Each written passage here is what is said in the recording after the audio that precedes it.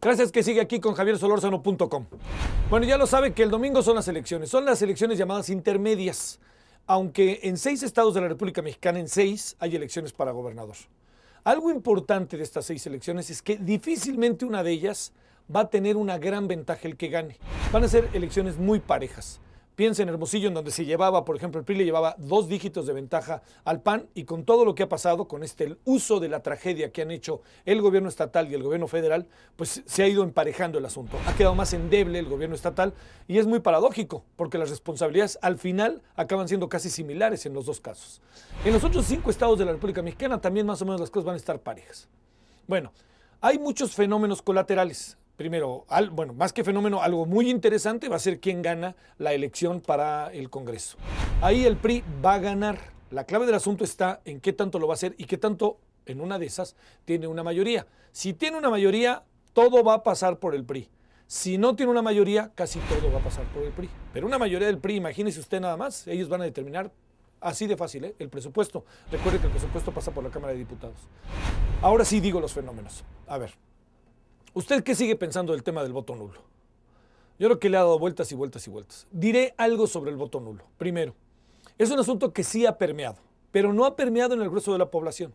Tampoco andemos pensando que las discusiones que tenemos, o los universitarios, o el Círculo Rojo, o la camentocracia, o nosotros que tenemos esta oportunidad del Internet y el 20% de los ciudadanos que tiene Internet y que puede acceder a él, ahí están las grandes discusiones del país. Están discusiones que deciden muchas cosas. Pero hay un 80% de la población, hay 50 millones de pobres en este país. Y a ellos, esto del voto nulo, no voto nulo, muy difícilmente entra y sale. Es decir, no pasa enfrente, no necesariamente pasa en el ámbito del inmediato. Sin embargo, déjeme darle un dato, déjeme darle una información que creo que puede ser de absoluto interés. En el caso de la Ciudad de México, que es la ciudad más grande en términos de población, pero ¿sabe por qué es muy importante hacer un alto también? Porque es una ciudad integral. No es una ciudad de capitalinos, no es una ciudad solamente de los que nacimos aquí, es una ciudad de los que han venido a la Ciudad de México. Y también hemos tenido la fortuna, los que vivimos en la Ciudad de México, de en muchas ocasiones que vengan a vivir a esta ciudad, la gente con un muy buen nivel de preparación, o la gente que está apostando por un buen nivel de preparación. Aquellos que vienen a la universidad, aquellos que quieren tener oportunidades de trabajo, etc. En esta ciudad se hizo una encuesta a través de Ana Cristina Covarrubias. El 25% de la población de los capitalinos en una encuesta estaría a favor del voto nulo. Pero la gran pregunta es la que sigue. De este 25%, ¿cuántos estarían dispuestos a hacer o a llevar la opción del voto nulo el próximo domingo? Pues ahí le va, el 20% estaría dispuesto.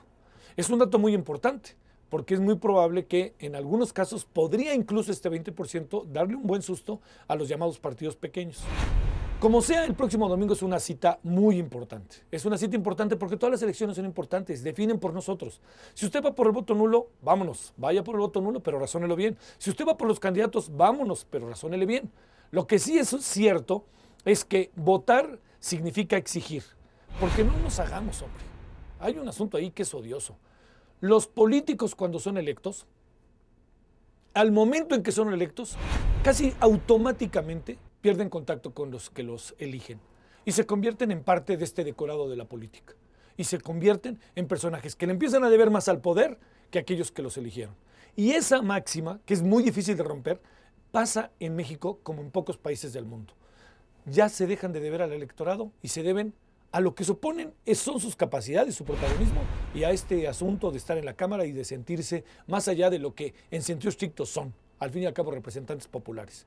Bueno, ahí los vemos el domingo. Vaya a votar, tome su opción y le voy a dar un dato en cuanto a las muchas críticas que hay respecto al presidente Calderón, de las cuales yo en muchas de ellas me asumo.